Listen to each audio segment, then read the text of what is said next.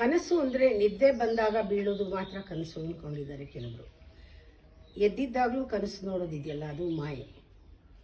ಎದ್ದಿದ್ದಾಗಲೂ ಕನಸು ನೋಡೋದು ಅಂದರೆ ಯಾವಾಗಲೂ ನಿಮ್ಮ ಆಲೋಚನೆಗಳು, ನಿಮ್ಮ ಭಾವನೆಗಳು ಎಲ್ಲ ನಿಮ್ಮನ್ನು ಮೀರೇ ಇರುತ್ತೆ. Is going ahead of you ಅಂತ ಹೇಳ್ತಾರೆ. ಅದು ಮುಂದೆ ಇರುತ್ತೆ, ನೀವಿರೋ ಕಡೆ ಇರಲ್ಲ, ಯಾವಾಗಲೂ ಮುಂದೆ ಇರುತ್ತೆ. ಇದನ್ನೇ ಡ್ರೀಮ್ ಅನ್ನೋದು.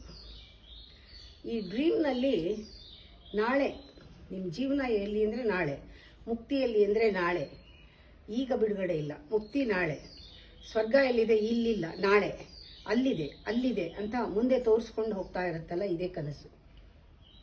ಇದೇ ಕನಸು ಅಂದರೆ ಇದು ಇಲ್ಲಿಂದನೂ ಬರ್ತಾ ಇಲ್ಲ, ಹಿಂದಿಂದ ಬರ್ತಾ ಇದೆ.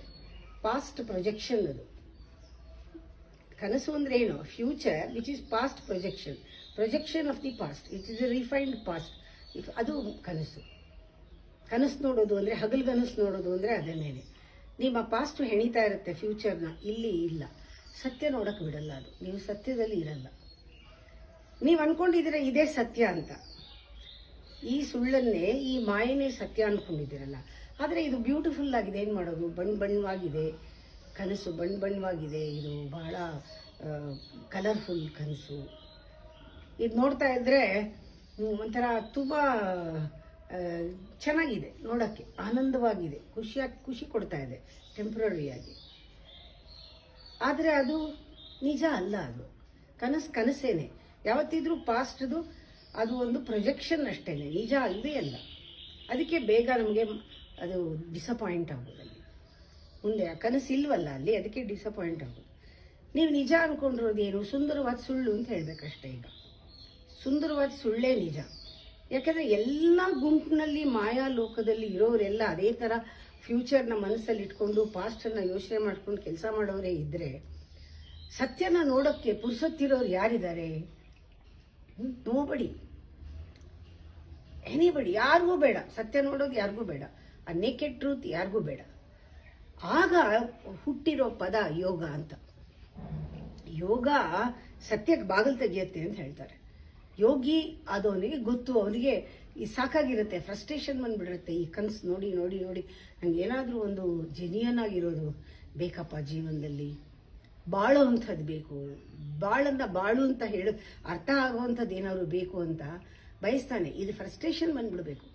ಕನಸು ನೋಡಿ ನೋಡಿ ನೋಡಿ ನೋಡಿ ಈ ಕಡೆ ಆಳ್ವಾದ ನಿದ್ರೆನೂ ಇಲ್ಲ, ಈ ಕಡೆ ಎಚ್ಚರನೂ ಇಲ್ಲ, ಈ ಕಡೆ ಅಲ್ಲೂ ಇಲ್ಲ ಇಲ್ಲೂ ಇಲ್ಲ. ಫ್ರಸ್ಟ್ರೇಷನ್ ಶುರು ಆಗುತ್ತೆ, ಬರಲೇಬೇಕು.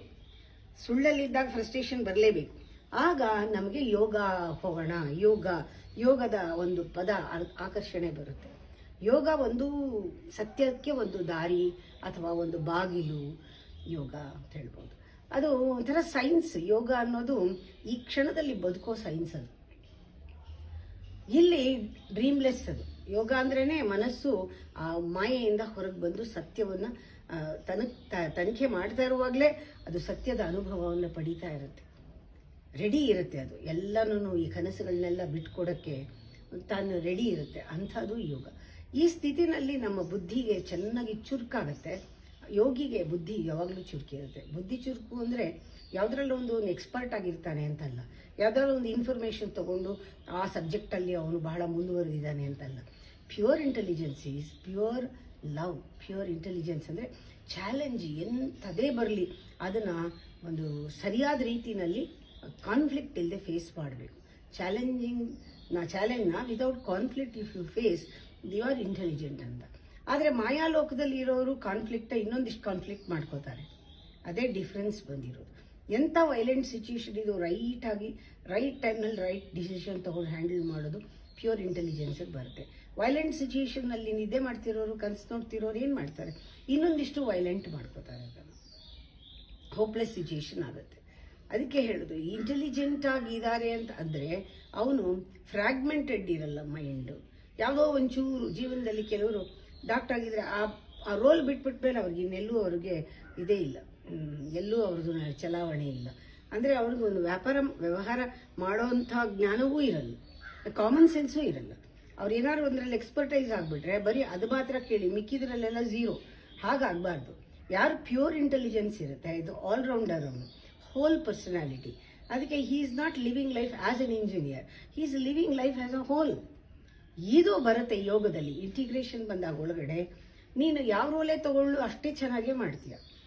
ಇಲ್ಲದೆ ಇದ್ರೆ ನಿನ್ನ ರೋಲ್ ನೀನು ಮಾಡಿದ್ಮೇಲೆ ಆಚೆ ಬಂದ್ಮೇಲೆ ನಿನ್ನನ್ನೆಲ್ಲ ಒದ್ದಾಕ್ಬಿಡ್ತಾರೆ, ಏನು ಪ್ರಯೋಜನ ಇಲ್ಲ ಆಗ್ಬಿಡ್ತೀಯ. ಇನ್ನು ಮಿಕ್ಕಿದ ಕಡೆ ನಿನ್ನ ಚಲಾವಣೆನೇ ಇಲ್ಲ ಆಗ್ಬಿಡ್ತೀಯ. ಹಾಗಾದಾಗ ಏನಾಯಿತು, ಬರೀ ನಿನ್ನ ಇಂಟೆಲಿಜೆನ್ಸು ಒಂದು ಫೋಕಸ್ ಆಗಿ ಒಂದು ಕಡೆ ಬರ್ತಾ ಇದೆ.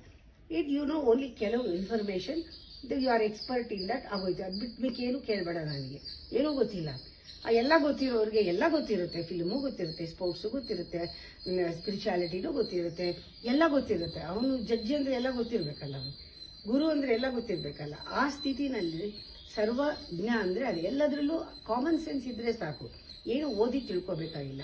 ಯಾವ ಸಂದರ್ಭದಲ್ಲಿ ಯಾವ್ಯಾವ ರೀತಿ ಯಾವ್ಯಾವ ಚಾಲೆಂಜ್ಗಳನ್ನ ಯಾವ ರೀತಿ ಫೇಸ್ ಮಾಡೋ ತಾನೇ ಬಂದ್ಬಿಡುತ್ತೆ.